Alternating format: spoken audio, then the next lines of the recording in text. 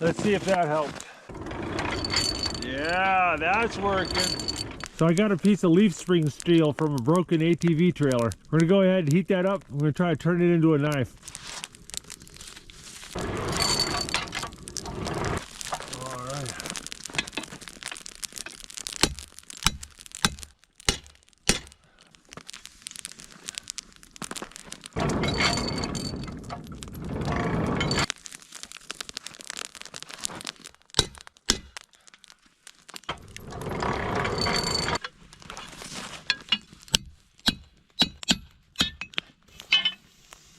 There you go.